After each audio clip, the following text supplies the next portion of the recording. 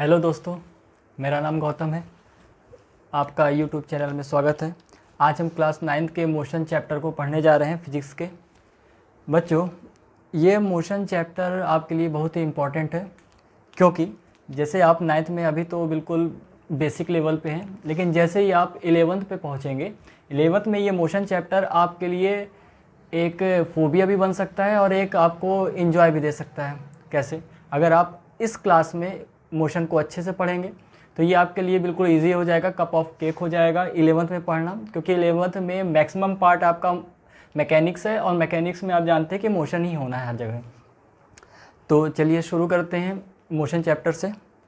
तो दोस्तों, जैसे आप जानते होंगे कि अगर कोई भी ऑब्जेक्ट है उसकी सिर्फ दो ही पोजीशन हो सकती हैं, एक तो वो रेस्ट में हो सकता है और एक ये तो मोशन में हो सकता है। तो जो हमारा ये चैप्टर है वो किस पे बेस है या किस पे डील करता है? वो डील करता है हमारे मोशन पे करता है। यानी अगर मैं बात करूं कि ऑब्जेक्ट कोई है वो रेस्ट पे कैसे होगा, जैसे अगर मैं अभी खड़ा हूं तो मैं रेस्ट पे हूं, अगर मैं चलना चालू कर दूं तो मैं किस में आ जाऊंगा? मोशन में आ जाऊंगा। लेकिन यहाँ एक बात ध्यान दीजिएगा, बच्चे थोड़ा कंफ्यूज होते हैं कि अगर मैं मोशन देख रहा हूँ तो वो अगर मैं उनसे पूछता हूँ डायरेक्ट ऑफलाइन क्लासों में कि मोशन क्या है, तो वो बोलते हैं कि अगर कोई ऑब्जेक्ट मूव कर रही है तो वो मोशन में है।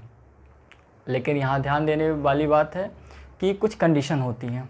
क्या होती हैं, आइए उनके बारे में डिस्कस करते हैं और उसको क्लियर करते हैं कि मोशन किस तरह का वर्क करता है। चलिए, तो पहले मैं बता देता हूँ मोशन के पहले बता देता हूँ, अगर कोई भी ऑब्जेक्ट है वो दो तरीके से बिहेव करता है।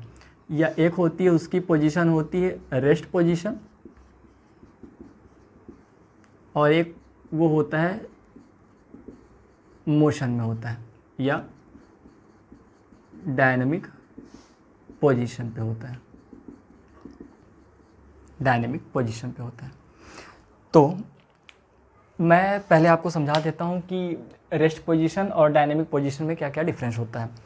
इसको एक डायग्राम की सहायता से समझते हैं। देखिए, अगर कोई भी ऑब्जेक्ट है, मान लेते हैं कि एक रोड है, रोड पे कोई भी बाइक या कोई भी वाहन चल रहा है, मान लेते हैं ये कोई ऑब्जेक्ट है जो क्या कर रहा है, मूव कर रहा है एक पर्टिकुलर डायरेक्शन पे।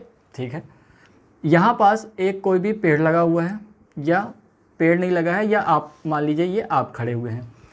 तो बच्चों, अगर मान लीजिए आप ही खड़े हैं, यहाँ पास अभी ट्री का एग्जांपल हटा देते हैं, आप खड़े हैं और आप रुके हुए हैं। ठीक है, अगर आप रुके हुए हैं और ये बाइक क्या कर रही है, ये बाइक या कोई ऑब्जेक्ट मूव कर रहा है, तो आपको ऐसा दिखेगा कि ये बाइक या जो आपकी कार है या कोई ऑब्जेक्ट है वो मोशन में है।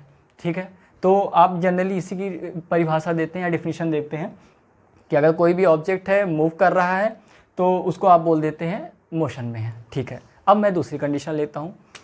अगर मैं यही बात करता हूँ कि आप यहाँ नहीं हैं, आप इसके अंदर बैठे हुए हैं, ये मान लेते हैं कि ये आप हैं, ये आप इसके अंदर बैठे हुए हैं और इसी के बगल में एक दूसरी कार जा रही है या कोई भी जा रहा है, उस पर भी एक व्यक्ति बैठा हुआ है।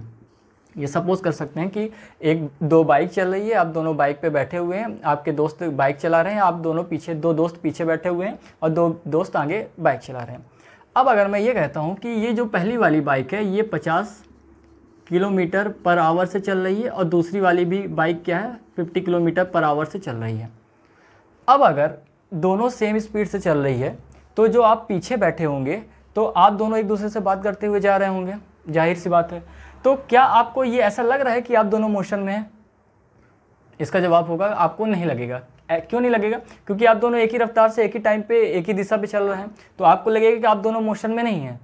ठीक है, अब मैं इसका तीसरा एग्जाम्पल लेता हूँ। मान लीजिए आप कोई एक चौथा व्यक्ति कहाँ खड़ा है, दूर खड़ा हुआ है, लेकिन अगर वो देखेगा आप दोनों को तो आप दोनों क्या दिखेंगे? उसको मोशन में दिखेंगे।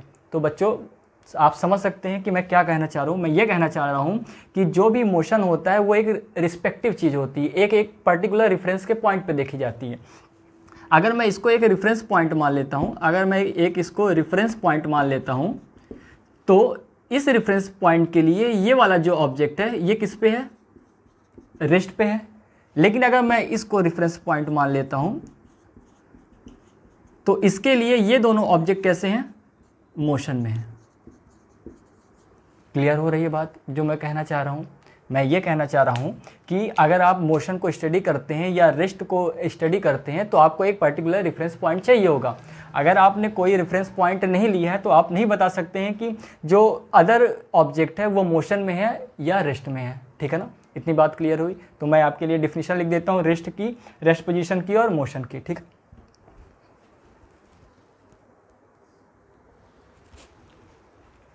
जैसे बच्चों मैंने लिख दिया है यहाँ पास पोजीशन, मैंने डिफिनीशन लिख दी है, आप नोट कर सकते हैं। रेस्ट क्या कहलाता है? रेस्ट की डिफिनीशन अगर आपसे कोई पूछता है तो क्या कहेंगे, और आपसे अगर मोशन की डिफिनीशन कोई पूछता है तो आप क्या कहेंगे?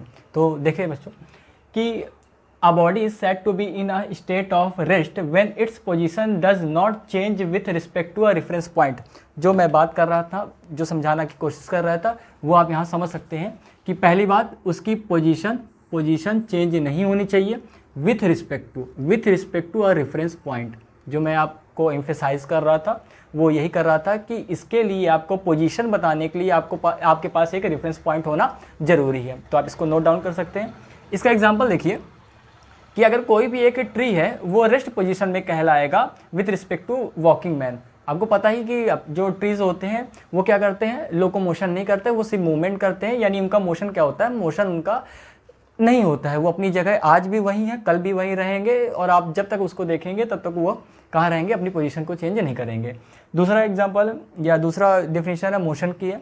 तो a body is said to be in a state of motion when its position changes with respect to time, changes with respect to a reference point. अब इसको गौर करिएगा, मैंने बोला है यहाँ देखिएगा पोजीशन डज नॉट चेंज और यहाँ लिखा है position change.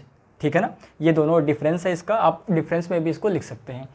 Position of a flying bird is said to be in motion with respect to tree. अगर ट्री क्या है आपका, ट्री है आपका रेस्ट पोजीशन में। अगर कोई बर्ड उड़ रही है तो बर्ड को अगर आपको बताना है कि किसके रिस्पेक्ट में मोशन में है तो आप बता सकते हैं, कोई एक स्टेशनरी ऑब्जेक्ट को ले सकते हैं, उसके रिस्पेक्ट में आप बता सकते हैं कि बर्ड कैसा है, फ्लाई कर रही है। ठीक है ना, तो अब आगे मैं बात करता हूँ कि जो मोशन होते हैं आपको कितने प्रकार के होते हैं। मोशन के भी कुछ प्रकार होते हैं, कुछ हो सकती है सीधी चीज़ें चल रही हों, कुछ हो सकती है चीज़ें गोल गोल घूम रही हों, कुछ चीज़ें हो सकती हैं रोटेट कर रही हों, और कुछ चीज़ें हो सकती हैं कि अपनी मेन पोजीशन के आगे जा रही हों, अपने मेन पोजीशन के पीछे जा रही हों।